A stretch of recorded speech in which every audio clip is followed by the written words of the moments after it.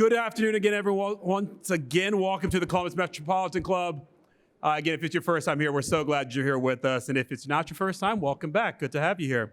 I am Matt Barnes, morning co-anchor with NBC4 Today and a proud board member of the CMC Board of Trustees.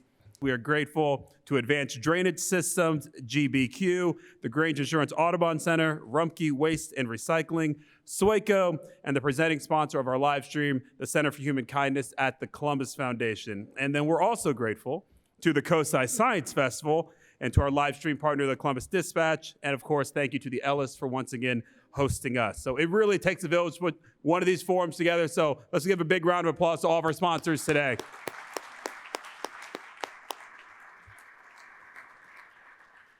And we're so excited about today's forum, too, because it's the start of what is going to be a fun 4 days, hopefully, here in the city and, frankly, Central Ohio with the COSI Science Festival.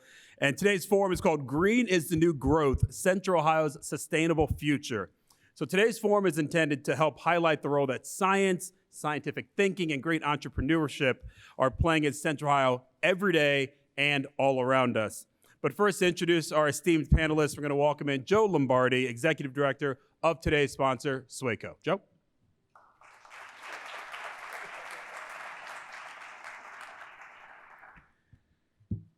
Thank you, Matt. And good afternoon, everyone. What a beautiful place and a beautiful day to have this event. I want to thank Sophia and CMC for hosting this event today, and SWACO is one of the proud sponsors of the event today. As a solid waste district in Franklin County and the owner and operator of Franklin County Landfill, we see a lot of valuable material come to our doorsteps every day.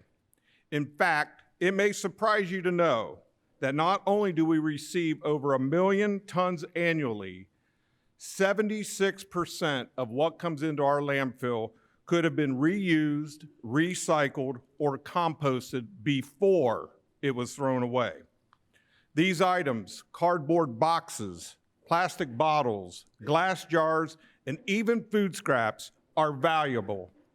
You're going to hear from our panelists today about the value these materials bring to each of their businesses, the benefits of a circular economy, and why it's important to divert these materials from our landfills. You've probably all seen the national headlines that recycling is a false narrative and that recyclables are simply being landfilled. Well, I'm here to tell you today that is not the case.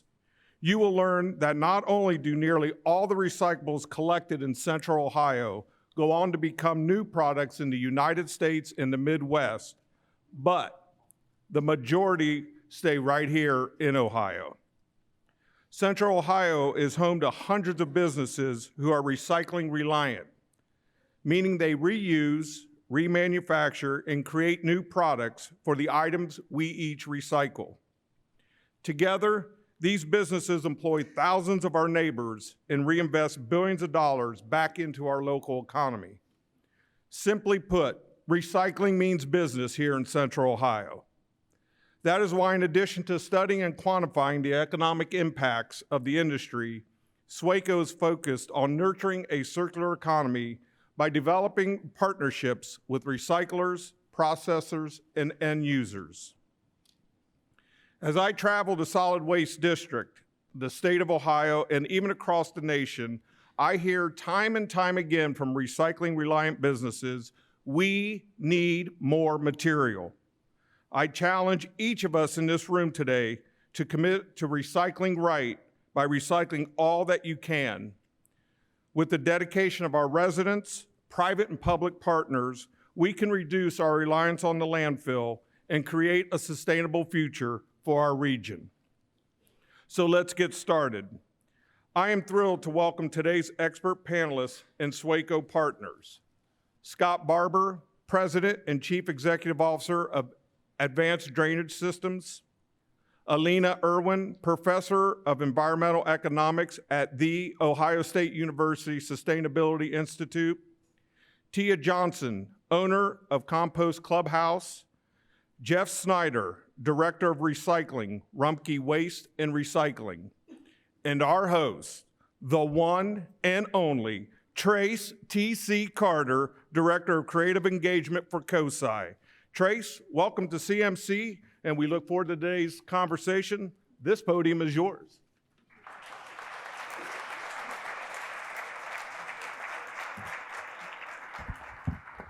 Good afternoon, everyone. This is a distinct honor. I want to give a special shout out to everyone watching online. Coming before you on behalf of COSI, I'm super honored. As mentioned, it's an amazing week for us. There will be 100+ experiences throughout this week to celebrate science. The Science Festival climaxes this Saturday at COSI. We're anticipating north of 35,000 people. And we made room for you. So if you'd like to experience that, make sure you attend there. We're also excited because if you did not know, your COSI is celebrating its 60th birthday this year. Can we make some noise for 6 decades of making science accessible? As our affectionate Dr. B says, he says, from the womb to the tomb, there's an experience for everyone. I'm super excited to be a part of this conversation today as one of the themes we talk about in our Science Festival is sustainability. So I want to go to first, Dr. Alina, you are our expert economist. Can you level set for the room, especially the non-experts? Give us a functional definition of a circular economy for this conversation. Absolutely. So I'm an environmental economist. When I first started studying environmental economics, I had no idea that there was such a topic. And when I tell people, a lot of times they think it's an oxymoron. They think environment and economy are against each other. And of course, what we all know in this room and what we're trying to strive for with a circular economy is the economy and the environment are working together. And so the definition of a circular economy, I'll give you one that's from the Ellen MacArthur Foundation, which is a really popular and really been very important organization that has really advanced the thinking on circular economy. And that is, there are 3 principles. One is no waste, no pollution. One is that we keep materials in constant circulation in the economy. And the other is that we use nature in ways that also regenerate nature. And so you can think of it as the opposite of a take, make, waste linear system. We are literally trying to close the loops by keeping materials in circulation, by not creating waste in the first place, not creating pollution, and regenerating nature. Thank you for that. I want to go down to Jeff, right? Because there's that tension between, your company, the waste from others becomes the fuel for your business. So if you could just share one of Rumpke's recent initiatives that you think really underscore the importance of recycling or really just stood out in Central Ohio. Do you have an initiative for us? Yeah, absolutely. Thank you for that, and thank you for having me. I think for Rumpke and for what we're trying to do is really threefold.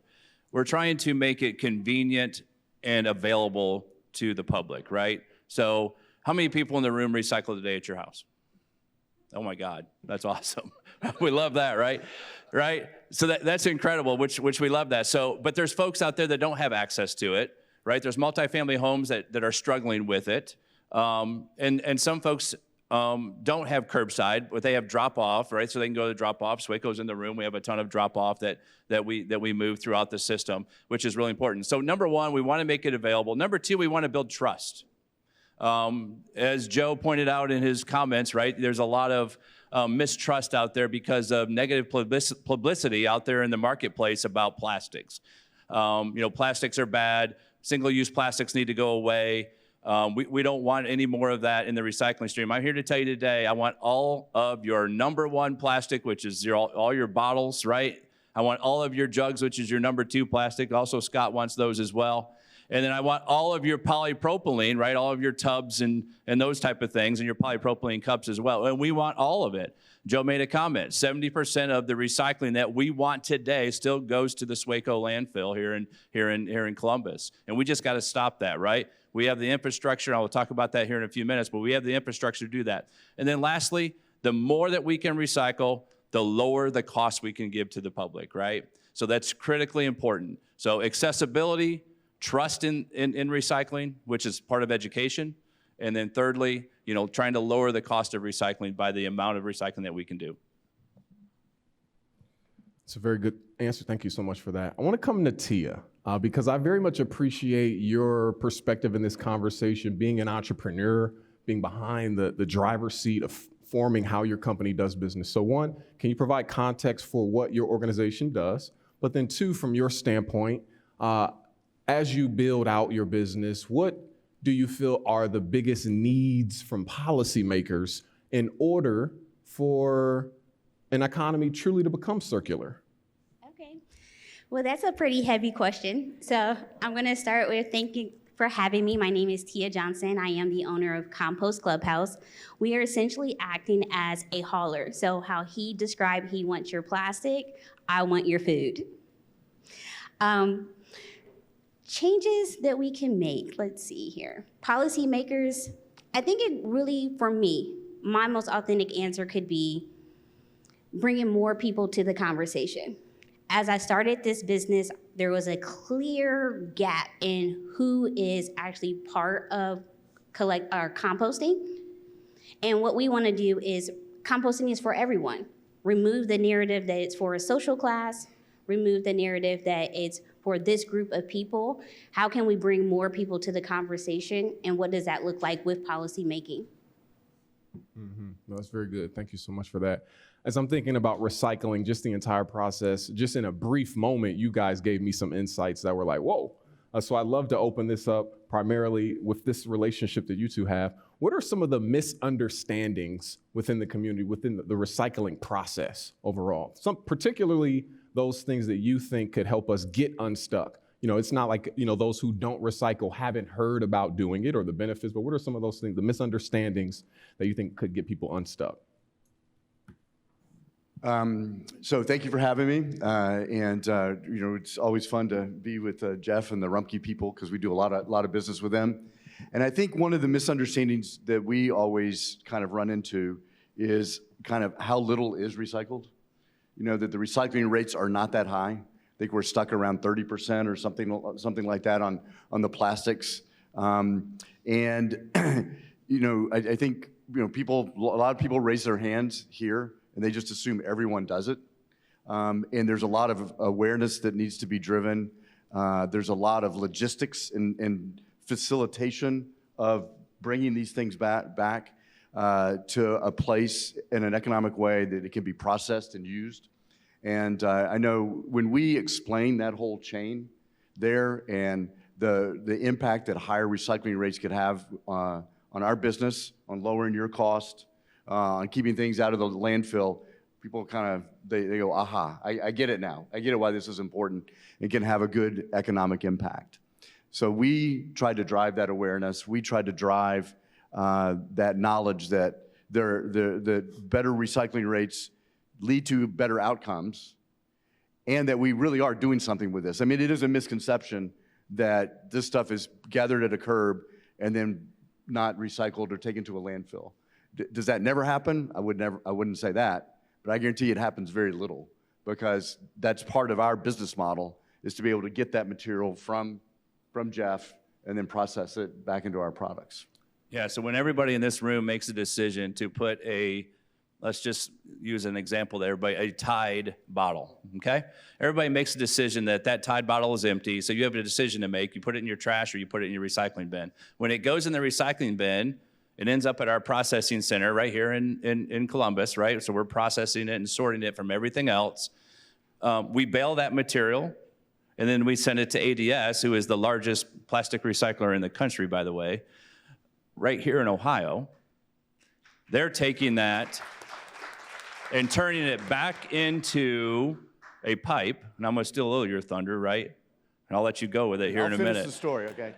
So turning it into something that's a durable good. And let's just talk about the timing of that. From the time you put it in the recycling bin to the time we collect it, sort it, bale it, and send it to somebody like ADS, that's about 7 days. Take it from there. So we pick it up, we buy it from them, number 2s and number 3s. We'll take the polypropylene too, by the way. But anyway, he has it for 7. Kristen takes it, our general manager of our recycling business. She has it roughly for 30 days of inventory of recycled, either in its raw form or its processed form. And then we send it to a pipe plant Findlay, Ohio would be one, London, Ohio, Worcester, Ohio. And there it's made into a black corrugated piece of pipe with a green stripe, very important, the green stripes on there. You will see these at construction sites around the state, a lot going on here in Central Ohio. We'll have, right now, we have about 90 days of inventory on hand. So from the time you put it in to it goes in the ground is probably about 127 days. That's pretty good. It'll go into the ground and it'll stay there 50 years.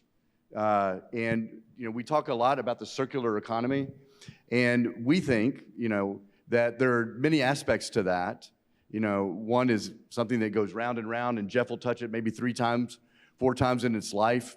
With us, when we take possession of that material and turn it into a pipe, it goes in the ground for 50 years, very useful, a durable good, one that is managing stormwater. That's a good thing. You don't like flooding in your neighborhood. You like to have your streets that are nice and dry after a heavy rain. You don't like basements that flood. So it's there, and it takes that material out of circulation for that period of time. Now, we also will go to some sites, and one that is going to be redeveloped, and there might be plastic pipe in there. We'll take that out. We'll reclaim that also and use it. We'll blend it with what we buy from Jeff. So there's quite a bit to it once we get a hold of it, right, Kristen? Yep. Yeah. Go ahead. So I just wanted to jump in and say that this is a great example of when the economics work, right? Because we've got the virgin materials are more expensive than the recycled materials, and that's exactly what we're going for in terms of making the economy and the environment work together. So often of the time, though, we don't have that. We don't have that. Virgin materials are actually cheaper than what it is to get the recycled materials. And that's largely often because the full cost of extracting, transporting, processing, making those virgin materials is not incorporated, and it's not reflected in the price, in the market price. It's what environmental economists call an externality. It is an outside the market cost that is borne by all of us, and in some cases, some people more than others, because of, for example, the pollution costs of producing, let's say, plastic from fossil fuels. And there's petrochemical companies that do this, that create all kinds of environmental pollution and burdens on nearby communities. There's the cost of transporting this and the carbon dioxide and other greenhouse gases that are emitted into the atmosphere that are not priced into the products. And so if we were to get the prices right, and I'm an economist, so you have to excuse me for saying this, but if we were to get the prices right, the market for this would work in so many more cases. So I would love to insert this question because I think you have a unique observation of that tension point of the economies of just good business, but also environmental issues. So from your vantage point, when we think about the way businesses overall, this idea of a circular economy, the way we measure growth, dollars and cents, what are, from your vantage, ways that we can better measure success that account for environmental issues, but don't sacrifice the growth that companies love to see? I love this question. All right, everyone get out your pencils because there's going to be a quiz at the end. Does everyone see one of these on their tables? I want to talk just for a moment about donut economics. Everybody loves donuts. Everyone likes to eat donuts. Everyone knows what a donut is. We're not talking about donut holes. We're talking about the full donut, the round thing that has a empty space in the middle. For this conversation, we're going to call that the COSI Cheerio. There you go. Just for the record. Perfect. And maybe that's like Ohio's special kind of donut. We'll talk about COSI Cheerios. Duly exactly. Noted. So the idea of a donut, what's donut economics? The idea is, imagine that we take all of our stuff, all of us, all of the stuff we consume, the places we live, our economy, and we are taking that and adding up all the environmental and earth resources that we need in order to produce that stuff. So what's the relevance of the donut? Think about a donut. It has 2 boundaries. has an outer boundary, right? And so the outer boundary is an analogy for the ecosystem limits that we are naturally subjected to, right? We cannot take endlessly from the earth in terms of resources. There is not an endless supply of fossil fuels or of, certainly we are very well aware of the rare earth elements and the limitations of those, and even on renewable sources like fish and forests and wood, et cetera, right? We have to be careful of how those get regenerated. And so there's an ecological boundary that limits our consumption of resources. And that's what that outer donut is for, the outer boundary of the donut. But on the inner side, there is also a boundary in the sense that we do need to eat, and we do need to live someplace, and we do need to have an economy where we're building houses, and we have cities, and we have manufacturing, and we have growth. And so that's what that inner boundary means, is that there's some amount of resources that we have to consume.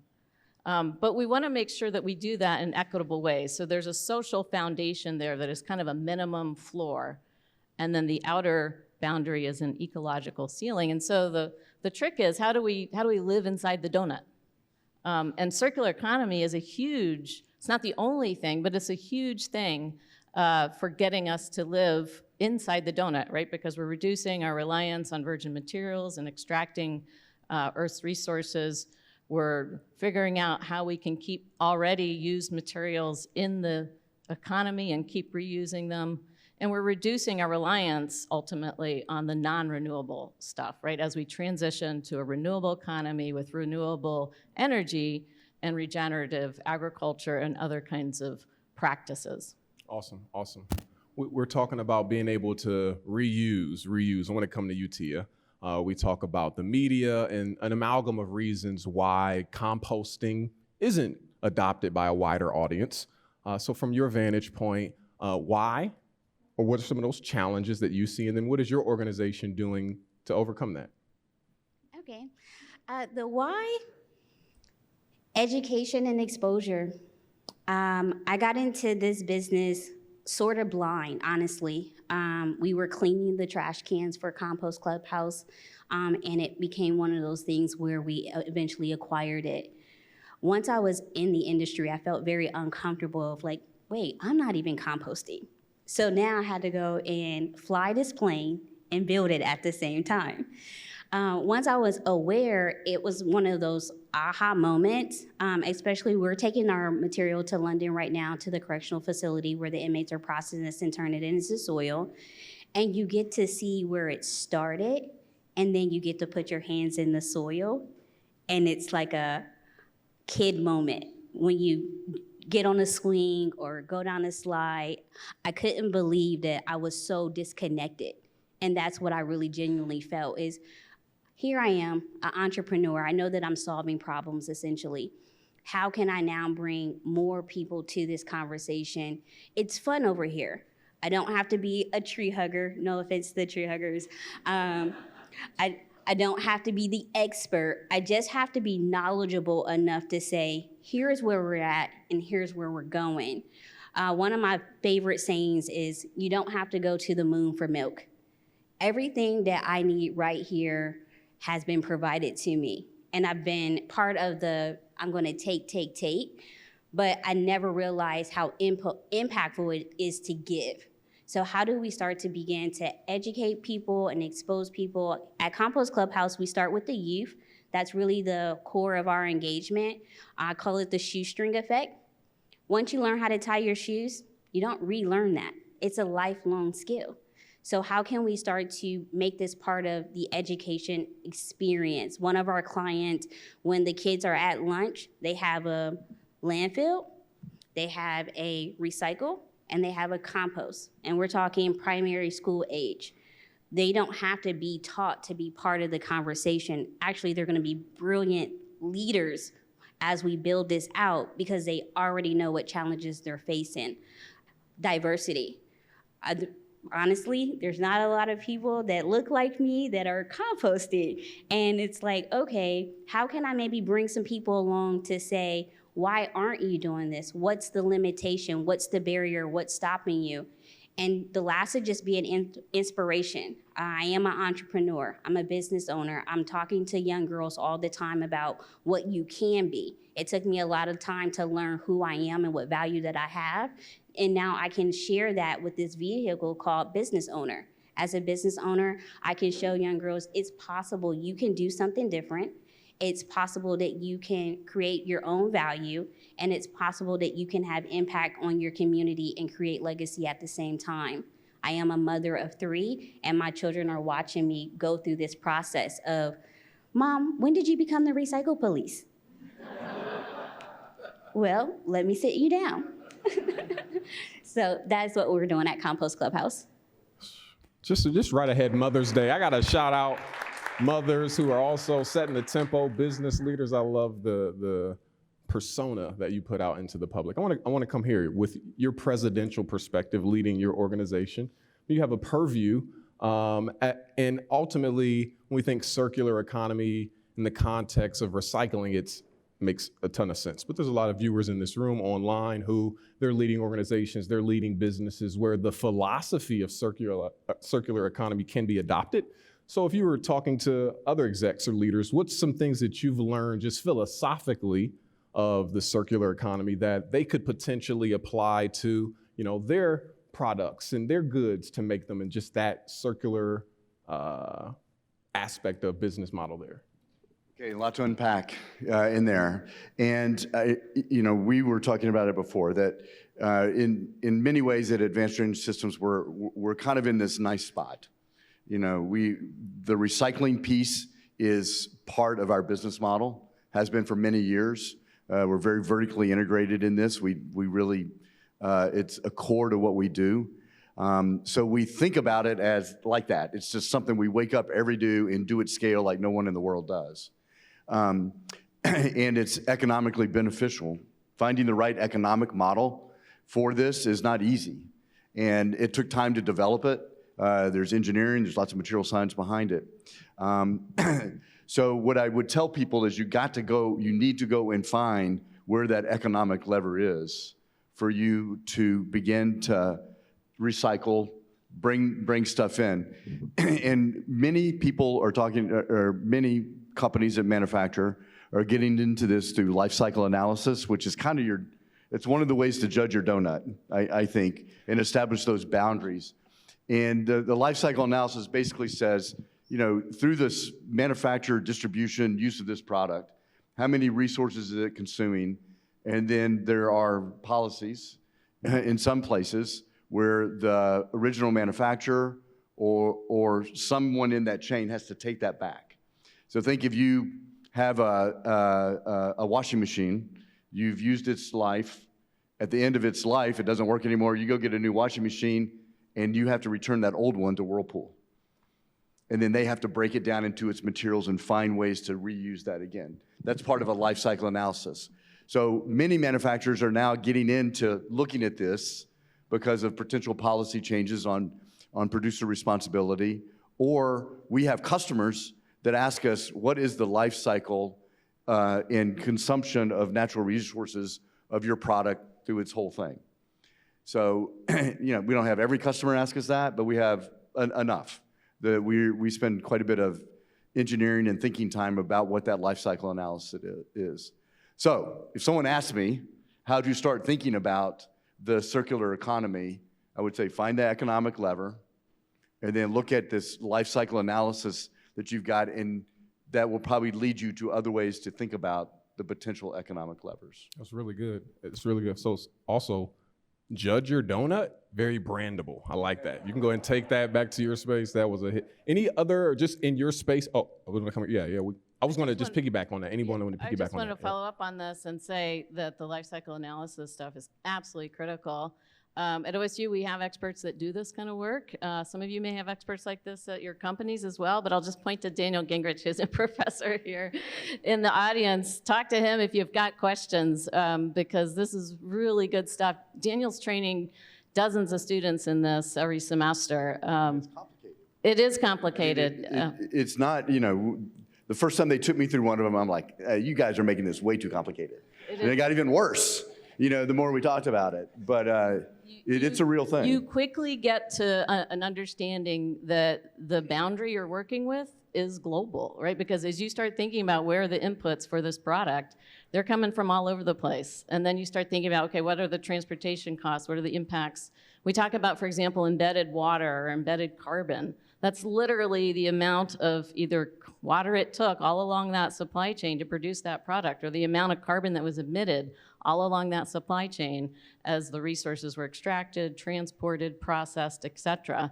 And when you start looking at it through that lens, the economics starts making a whole lot more sense. If you look at aluminum, for example, the energy costs of producing virgin aluminum versus from scrap, post-consumer scrap, is 95% savings in energy if you're using the post-consumer scrap, about 92% savings in reduction of carbon. So these are huge numbers. I mean, and as you expand those boundaries is really what you're talking about, along those supply chains, that's where these things like this come in. And it takes work. I mean, like I said, it's not something we just sat down and did in 10 minutes. And you want to be right. I mean, you don't want to, you need to be right when you kind of go and do that analysis and present that to your customers or policymakers.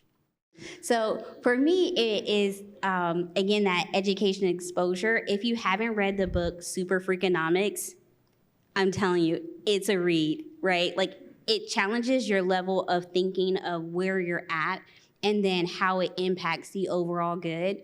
And just kind of to shout out to Rumpke, being in that environment, you guys taught me how to think better, think differently. You don't necessarily always, getting into business, you don't really always know how to solve the problem, right? I like when he kind of highlighted, find out where it's at. By being in this environment, I was able to look around and see what was going on in me and go, things that make you go, I was seeing the business model and how it worked and how could we incorporate something like that. It is something that I love and enjoy to be able to inspire to have a company of that size. So shout out. Anything you want to add, just from your perspective, Rumpke, to that leadership perspective, others adding that philosophy to their businesses? Yeah, so we work very closely with brands. We work very closely with Procter & Gamble, some different people. Obviously, P&G is a Cincinnati-based company. We're a Cincinnati-based company as well, where our headquarters is. And so we work very closely with them with extended producer responsibility, as Scott kind of mentioned, with LCAs, life cycle analysis, and all of that as well. So what's very important to them is that they can produce a product to get back into the recycling bin, to get back into a new product, right? So that's very, very important to them. And by 2030, P&G wants to have 100% recycled content in their packaging. That's a big goal, right? So for them to be able to do that, and they're not the only ones, Coca-Cola, PepsiCo, the list goes on about more and more people wanting to have post-consumer resin back into the packaging that we touch every single day. So extremely important on the EPR and holding brands responsible for making packaging that's recyclable. It's really good. It's really good. One thing that was stated earlier that I noted, that some critics argue that recycling is not enough to address waste problems. I'm gonna open this up to anyone. How would you respond to the viewpoint that recycling might be diverting attention from more impactful solutions like reducing consumption? Anyone can, yep. Yeah, it's a false dichotomy. I mean, it's not one or the other, it's all of the above. And we need all of the above, absolutely. So absolutely, yes, recycling's not enough, but recycling is essential. If you think about how to scale, we're going to have to scale recycling in big ways if we're going to be producing and maintaining and making these markets consistent in terms of recycled materials. But we also, at the same time, have to think about the donut, come back to the donut in terms of the ecological boundaries and the social floors, and think about ways that we can keep materials, reusing materials, keep them in the system so that we're not going back and extracting more, so that we're respecting those ecological boundaries, so that we're reducing our pollution and reducing our impacts on the environment. And also think about what is the goal? The goal is actually human well-being. The goal is not growth. The goal is well-being.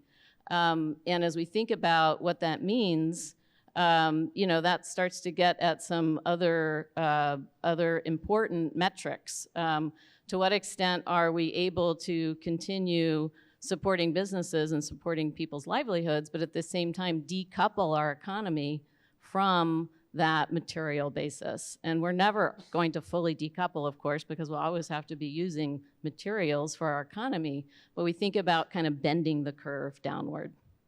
Awesome, thank you so much for that. So it's CMC's long-standing tradition that we take questions from our audience in the room and also our audience online. So we'll be taking those questions in a few minutes. If you have a question in your in-room, feel free to make your way back to the microphone there.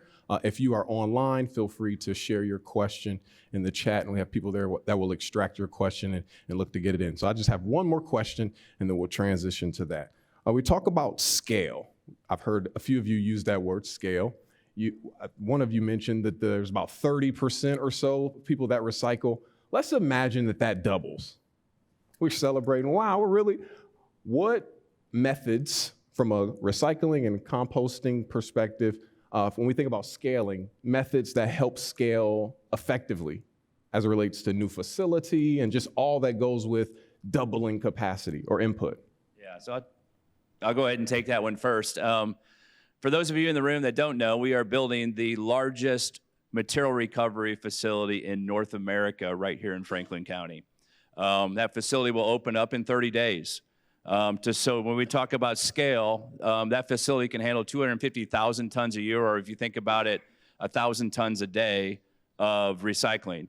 63% of the recycling stream is fiber, right? When I say fiber, it's paper, it's corrugated, it's that type of material. 10% of that stream is plastic, all right? So we're gonna have the capability in this facility not only to handle the growth of Columbus and Central Ohio, but to be able to expand it even farther than what anybody has ever done to this point. The other great thing about this facility is that we're adding more commodities, right? And I always talk about, we're looking at, let's just take one for example. What about clamshells or thermoforms, right? Everybody buys strawberries and blueberries and all those things. That's not acceptable in the bin today. It will be in the future, right? We're gonna have the technology in this facility to be able to sort materials that we've never been able to sort before using AI, using near-infrared optics, using ballistic separators, and all of this type of technology to be able to go deeper into the waste stream than we've ever been able to do before. The other thing that we're gonna do is we're gonna make that material a higher quality. And I see the smiles with ADS. So we're gonna make a higher quality material that we can go to market is. 80% of the material that you put in a recycling bin today in Ohio stays right here in Ohio. Phoenix Technologies, Evergreen Plastics, ADS, Axiom, every single milk jug you put in the recycling bin gets recycled right here in Columbus, right? And that's statewide, right? So that's just an incredible story that we can tell, and we want more of it. So as Columbus grows, as Central Ohio grows, and we all know it's growing, right? You're gonna have a home for your recycling for a long, long time to come. No, you talked about scale, and we talk about scale all the time. Rumpke is a scaled business, ADS, a scaled business. And what does that mean? It means that you have the capital, you have the human resources, you have the capability to go out and build $100 million facilities and engineer those with new technologies. We have the capability to take those materials, process them, turn them into pipe at very high volume every day all across the country. That's scale. And when you're not scaled, you often don't then have the resources to take those next steps in your technology evolution, investment in equipment, or investment in people. We're building a big engineering center here in town, and we had the wherewithal to do that, to hire 200 people, lots of engineers, test new things. That's how you kind of advance. Staying within the donut, I get it. That's hard, because there are really legitimate boundaries there, and you're trying to scale. She is in the process of scaling. That's really hard. That's what she's doing is much harder than what I do. Much, much, much harder, because you're like you said, you're fighting for the resources, you're learning, you're building that plane as you fly, which is pretty amazing. You know, at our companies, we kind of already know how to fly. We're just trying to get to different altitudes. So scale is important in these things, because unless you can get that scale, you can't get the cost, you can't get the development that goes with that to meet the economic goals, the market-based pricing type of goals that you were talking about.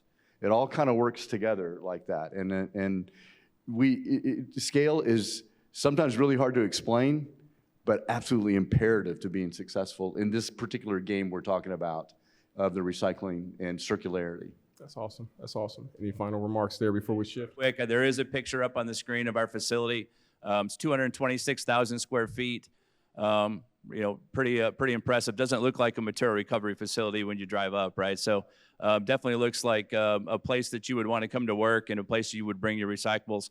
Unless you knew what was going on in this plant, when you see it from the road, you wouldn't know that, right? So very clean, everything's done inside. The technology that we've invested here is just bar none. So we're really excited about what we have going on there. The other thing that I'll mention just real quick is that if you're a city or municipality or a county and you have a recycling program, a lot of people like to know, like, how well am I doing? How much contamination do I have? What different commodities do I have in my stream, and what do those look like? We can bring your material into this facility and run your material in a separate part of the facility, and within an hour tell you exactly what your contamination is. So for the city of Columbus, if they want to say, we just made a great change in the city, can you tell us how we're doing? We can tell you how you're doing very quickly, and then 30 days from now, we can tell you again how you're doing, right, after those changes. So the technology we've invested in this plant is just really incredible, and I encourage you and you should all come and see it, because it's definitely something to be seen in the recycling industry. So thank you all, very appreciative. I now have Doug Buchanan with CMC curating questions from our live stream audience. If you are in the room in person and you have a question, feel free to make your way back to the microphone. So Doug, who do we have first, or what question we have first? TC, thank you, and thank you to today's panelists. And if you do have a question, please do join me here at the microphone, or type your question into the chat if you're watching on the live stream. Please do keep in mind that great questions at CMC have two things in common. They take less than 30 seconds to ask, and they end in a question mark. So here is our first question. This is one for Tia. What is your compost service area, and how do people participate? Currently, we serve the city of Columbus in the Central Ohio area. We are helping with the city of Columbus drop-off locations.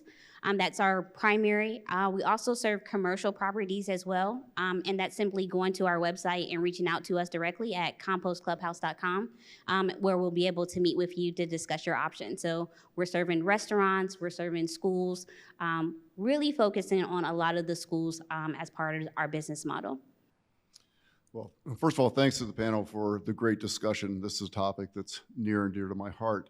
My question is for Jeff. Jeff, I recently visited a MRF, a material recycling facility, and I felt really good about my recycling until I got there and I realized I was doing so many things wrong. And the question is twofold. One, is there a way to better educate people on recycling and what can go in, like film, the plastic bags can't go in? I was like, oh, I put everything in a plastic bag and put it in the blue bin. I'm doing it wrong. And the second part of the question is, the new facility, will it kind of correct some of those ills, or will we have a little more leeway on the type of materials and the leniency of the materials that we put in? Yeah, thank you for the question. I think the second part is that, well, the first part is that you can go to our website and you can see what our acceptables list is, but there is a ton of questions about, do I leave the cap on? Do I take the cap off? What about this particular product? What about this? Well, is this really a shape of a tub, and can I put it in? So there's I'm with you, right? I'm the director of recycling at Rumpke, and I still think about it every day, right? And like, can I put this in a recycling bin? So the new facility is going to allow us to go deeper into the stream, right? It's also going to have, on the third floor, an education center that we can have students come in, we can have the public come in, we can have adults come in, and it's going to walk you through from the time that you make a decision to buy a package of a consumer good at the grocery store, right? Is that a good decision or not? It's going to help you make that decision. And then it's going to walk you through the entire process of put it in the recycling bin, to the time we collect it, to the time we sort it, and the time we move it to market to be back into new products, it's going to walk you through that entire system. And then it's going to walk you through about how it's sorted. What does near infrared optics do? How does that tell the difference between a water bottle and a milk jug, right? So it's going to walk you through all of that. It's also going to tell you the tips and tricks of how to recycle. Some of the big struggles out there, as I said, is just what to do and how to prepare it. Do I wash it? Do I just put it in, right? How much food waste can you handle? So there's a lot of questions around that. And that's what our recycling center is going to fix and going to teach. And we're really excited to have students come in there, 10 years and older, to come in and really learn about recycling and be able to, right? They're going to go home and teach everybody else. So we're super excited about that. And we made a huge investment in this facility on education. Thank you, everyone. Lee Martin with Lee Martin Architects asks, to what extent are building materials recycled at the present time, and will that practice grow as time passes? That's a great question. I don't know. I don't have those stats off the top of my head, but there's undoubtedly those that will have to grow over time, because the waste that's generated from buildings, if you think again about the embeddedness of the elements, including carbon in those buildings, is tremendous. So maybe Daniel Gingrich, who's at the microphone, knows the stats more than I do, but absolutely a critical sector for recycling. On the spot with the stats. I know. I was not expecting this. And as a civil engineer, I feel like I should know the answer to that question off the top of my head. I might actually want to defer to some of the people at Ohio State who deal with our construction, who might know more about the actual statistics. I certainly know that there are ways that we are thinking about the reuse of construction materials. In particular, if we think about concrete and asphalt, there are ways that we can break those down and then use them as aggregate for lower quality applications, so like using them to build roads with. I don't know the numbers for like steel rebar off the top of my head or other kind of building materials, but there are ways that we're thinking about them. Wood that's used for construction is used for energy in some places. That's not technically a recycling application, but it is a recovery. So there are ways that we're thinking more and more about how we incorporate these stocks materials into our ecosystem. Hopefully that helped to the question online. I was not expecting to be on the spot. Now is it my turn to ask a question? Excellent, great. So this question is probably more for Jeff, but anyone else on the panel can answer it. Time and time again, when we've tried to see circular economies be built, the big stumbling block has been trust and building connections and relationships between the companies that will make up the ecosystem. It seems that there is something special going on here, and that Rumpke may be a key player in how we build trust. So I'm curious, how do you build and develop relationships with potential customers of your recycled goods? With the people that we sell to? Yes, yeah. Yeah. So a couple of things go on. First of all, we have to make a quality product that they can make something back into, right? So critically important. We're not going to sell or move material from our recycling center into people that aren't going to turn it back into something useful or something that can be reused, right? So I'll give you a couple examples. So water bottles in Phoenix and in Clyde, Ohio, and in Bowling Green, Ohio, get turned back into water bottles, right? But the first thing they're going to do is they're going to take those thermoforms that everybody puts in a recycling bin that we say we don't want yet, all right? And they're going to take those and they're going to remove them from the clear water bottles or the clear bottles that we touch every day, right? Because they can't use that to make water bottles back out of, right? So it's all those type of things. The other thing that we do is we really vet the people that we move materials to. The other thing we do is we have multiple people that we sell to. It's a bad day when I got to tell you, Daniel, don't put your paper in the recycling bin because the paper mills that I sold to just went away. I have multiple paper mills that we sell to make sure that we can recycle fiber, right? So very, very important on that stream. So the trust that we build is you can put it in the bin every single day, right? Everybody talks about single-use plastics and them going away, and plastic bags are a bad thing, and all these things going on in the world, right? And you've seen the public or the media talk about all these things, and that's fine. But what are we going to do right now, right? What are we going to do today? And recycling is the answer to that. We have end users. We have people that want all of the 1s, 2s, and 5s plastics that we can possibly generate. and we can sell it to them all day long and move it to them all day long, and it's still not enough, right? The brands want more post-consumer resin in their products. It comes from the people that we sell to, that we move our material to, and then it comes from our homes, right? So the more we can recycle, the more we can move through the system, the more we can get to these end users, and the more we can get to the brands to make new products with more recycled content. And that's the driver of recycling today. Around building trust, any other aspects around building trust? We're on the right side of that. I mean, we have done a business with Rumpke for a long time. Andrew and I were introduced. We took a trip to see our recycling activities in the pipe plant, and I remember that trip when Andrew's like, "This is where it goes." You know, I think doing more of those kinds of things, driving those awareness, so you could see that full value chain that day, and now you have a completely different perspective and. It's like any commercial relationship you have. You know, you do stuff, you gain trust, and then you begin to work together, you know, in closer fashions. And to that point, right, the openness to tell the public what happens to the material is critical, right? You can't just say, oh, it gets recycled, right? Because then people don't really trust that. They want names of where it goes, cities of where it goes, what it's made into, right? And that's what we provide. A lot of people like to keep that close to their heart in the recycling industry. I'm not one of those people. I tell people what we do with it, where it goes, right? Because if they can believe that and see it and Google it, then they know it's real. Yeah. And that's interesting because we didn't talk about our recycling forever. I mean, we've been doing this for 30 years and we didn't talk about it. And I had a board member come up to me just when I started, said, you know, you manage water, that seems like a pretty unique thing, you know, stormwater, good thing. You're using all this recyclable material. There ought to be some story there that you're not telling. And so that developed, we called it the Band of the Willing, and now we got marketing people and all kinds of other stuff going on. We reached out to people like Rumpke, and that's built trust, I think, in the community, but also with our employees, our investors, in that story. That's awesome. Come right here, yep. Yeah, I was just going to say trust on the consumer side is also really important. And, you know, we talked a little bit about contamination or people not believing it's really being recycled. You know, there are definitely ways to build that trust. I mean, the transparency point that you made, Jeff, is critical. We have some researchers at OSU who are behavioral psychologists, and they've actually researched what are the different ways that we might motivate people to increase recycling.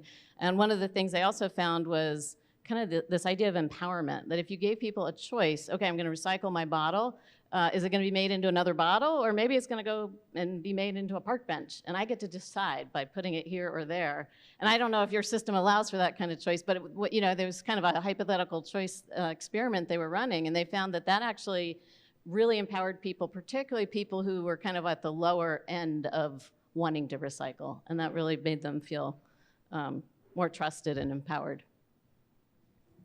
I would love to get your perspective, Tia, that grassroots building. Yep, building trust. So for Compost Clubhouse, a big, I think, cheerleading moment we just had is we've just now releasing our first annual report. When I got into the industry, one of my biggest concern is, what am I doing this for? Like, why? What's my why beyond being able to act as a hauler? There has to be some kind of mission or drive behind it. I work with Dominique from Greenscope Consulting, and her and I have kind of been holding hands through this process. And what she's allowed me to do is collect the data to tell the story. Right? It's one thing for me to go to our customer and says, yeah, we're taking this material and we're doing this. But then I can go to this customer and say, this is what you actually did. This is what we did together, and be able to give those brownie points to one another to say, you know what, we're in this together. This is a very grassroots movement. And for you to participate in composting right now, you really want to do it. Like, you are a brand advocate. So for us, it's really being able to capture the data, tell the story, and be able to share that with our customers so that we can keep the momentum going. That's awesome. Thank you. Thank you. Thank you, everyone. We have about 60 seconds left for one final question. I'm sorry to the folks who are submitting questions from the live stream. We're getting quite a few, but we're going to run out of time. But Jody Shenny asks, are there plans to expand curbside recycling in Columbus? So we just expanded curbside recycling to every week recycling 6 months ago. So if you lived in the city of Columbus previous to 6 months ago, you had a 64-gallon cart that was picked up every other week. Currently today, you have that same 64-gallon cart, but it's being picked up every single week. So there was a concern with the city and with us that on day 8, 9, and 10 of that 2-week cycle, recycling was going into the trash. So, which people run out of space, right? People run out of space, so they put it in the trash. So every week recycling, we believe, has fixed that. We've actually seen an 18 to 20% increase in recycling in the city of Columbus by going every week recycling. Sweet. So everyone, I wish that we had more time. I'm getting the wrap it up signal, so I'm going to go ahead and turn over our conversation to Matt.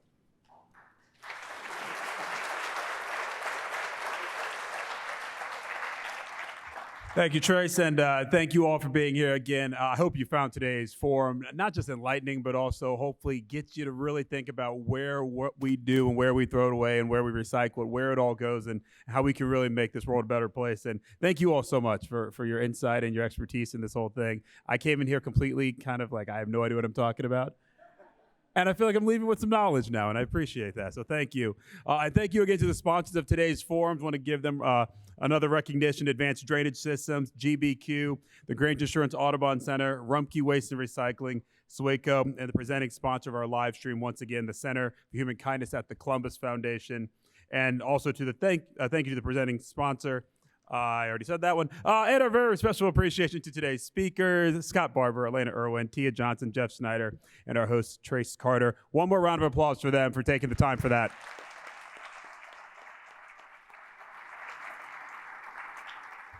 And I know what you're thinking. Well, I had so much fun today. I want to come next week. Well, you should. And the week after that, and the week after that, and the week after that. Next week's going to be a very special one, though. We have our next Wednesday forum. It's the State of the State with Ohio Governor Mike DeWine. So I don't even know if it's sold out yet, but if it isn't, you're going to want to get that soon. Scan the QR code at your table. You can please share your thoughts about today's forum with us. And if you can't make it next week, make it to another one. Thank you so much. Enjoy the beautiful day today, and we'll see you at a forum very soon.